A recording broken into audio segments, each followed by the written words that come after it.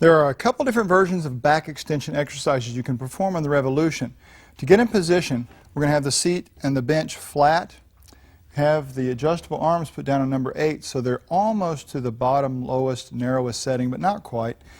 Amy's got her feet up on that foot plate down there that's really helpful to keep her from sliding forward as she's pulling backwards against the resistance, and she's got the forearms and hands through the handle itself, so the grip part of the handle is up at her elbow.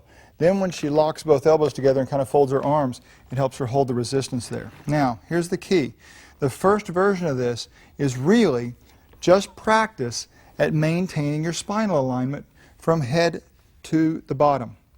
So as she leans forward, allowing the resistance to pull her forward, she doesn't bend at all in the spine. She's doing it from the hips. So the actual motion is going to be hip extension. But the trick is really maintaining a certain spinal position in the process. That's the whole thing. And you may find that with your legs up, it's even tougher for you to do that. So show them one just with their legs down flat on the floor there. You may have to do it here just because when you pull your legs up, that has a tendency to make some people want to bend their spine. So you need to check and see what works for you. Now you can see that she's able to bend forward. And if you feel like you're going to slide way forward, you might scoot back on the bench so you can put your heels against the foot plate, the edge of the foot plate. There are little ways you can remedy some of those things. But now, the next one is what I'm going to call a more advanced version, where you're actually controlling motion. So now the hip's not going to move, and you will see her slowly start to bend from the top, curl from the bottom, and let herself go forward a little bit. And now she's going to slowly straighten all of those things against the resistance. So the resistance is pulling her forward and into a curl, and then she's straightening gently, gently into a bend backwards the other way. Real comfortable backwards. The speed needs to be really slow so you can feel what's happening. And if there's anything you don't like, you need to stop. Of course, that's true of all these exercises.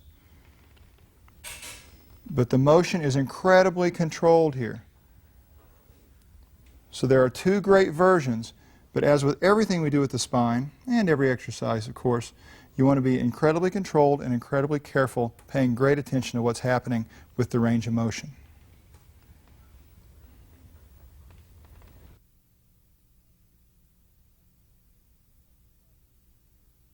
This is a little exercise that's really just upper back extension. Now you're going to use not only the erector spinae of the upper back, but they also cross down into the low back. So you're using them all the way down, but most of the motion is really short. It's just right here up.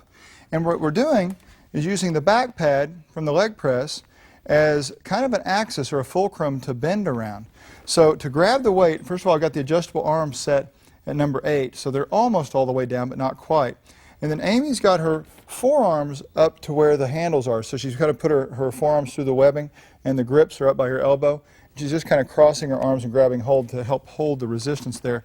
And really the little short motion, watch as she performs this, the short motion just right here, she flexes around the pad and then straightens out, and that's about it. And as I said, you can see all these muscles down here working as well, but most of the motion is from about right here up. Now, the only reason I bring that up this as an exercise is because this is an area, where so many people have this postural thing where they slouch in here. And when they slouch in the thoracic part, it throws the head forward, they get all these headaches, they get neck problems. That really, a lot of it stems from right here. So if you can develop the strength and practice holding this up straight, and something else she might even throw into this is as she straightens, she might retract the shoulder blades. So she can kind of pull that together, and then as she goes forward, she can relax and spread out. And as she comes back, she can pinch as she straightens and work on pulling that head and neck back at the same time. So really, it's kind of a postural thing.